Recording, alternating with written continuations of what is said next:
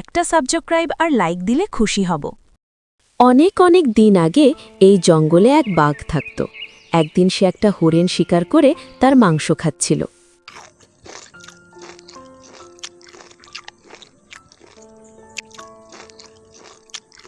মাংস খেতে খেতে হঠাৎ করেই তার গলায় একটা মাংসের হাড় আটকে গেল। বাঘটা যন্ত্রণায় চিৎকার শুরু করল।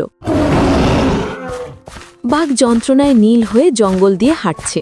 অন্য প্রাণীদের থেকে সাহায্য পাবার জন্য সে জঙ্গলের দিকে যেতে শুরু করল।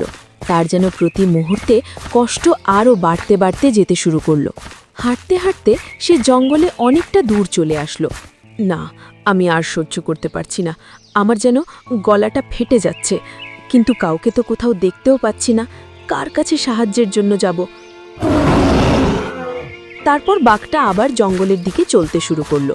কিছুটা দূর যাবার পরেই শিয়ালের সাথে দেখা। ও শিয়াল ভাগ্নে, কোথায় যাচ্ছ?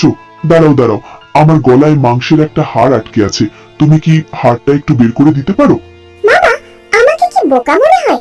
আমি যেই তোমার মুখের মধ্যে মাথা ঢুকাবো আর অমনি তুমি আমার মাথাটা চিবিয়ে খেয়ে নেবে, তাই না? তোমার মনে হয় সকাল থেকে কোনো শিকার জোটেনি, তাই আমাকেই শিকার বানানোর ইচ্ছে।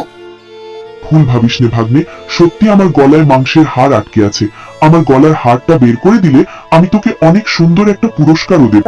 থাক মামা, দরকার নেই তোমার পুরস্কারের। তোমার পুরস্কারের থেকে আমার জীবনের মূল্য অনেক বেশি। এই সামনে পুকুর পাড়ে একটা বক বসে, ওর কাছে চলে যাও, ও তোমাকে সাহায্য করে দেবে।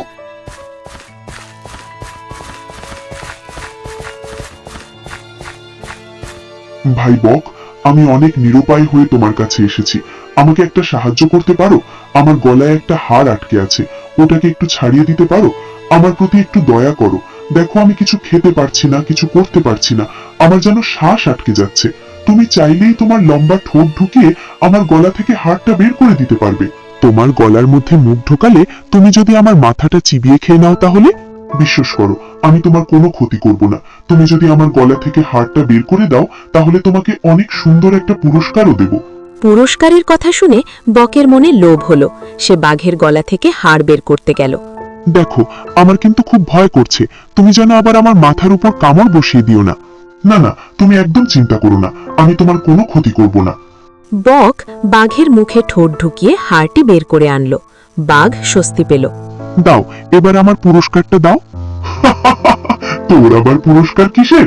তুই কার গলার মধ্যে ঠোঁট ঢুকিয়েছিস সেটা কি ভুলে গেছিস? তোর মাথাটা যে চিবিয়ে খাইনি, তাই তো তোর ভাগ্য। এর থেকে আবার বড় পুরস্কার তোর কি চাই? বাঘের কথা শুনে বক মনে অনেক কষ্ট নিয়ে ওখান থেকে উড়ে চলে গেল। এরপর বাঘও ওখান থেকে চলে গেল। এর বেশ কিছুদিন পরে একদিন বাঘটা শিকার ধরার জন্য জঙ্গলের এখানে সেখানে ঘুরে বেড়াচ্ছে।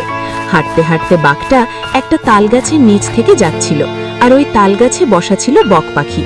বাঘকে দেখা মাত্রই তার মাথার ওপর তাল ফেলল, আর বাঘটাও সাথে সাথে মারা গেল। শিক্ষণীয় বার্তা: যেমন কর্ম তেমন ফল।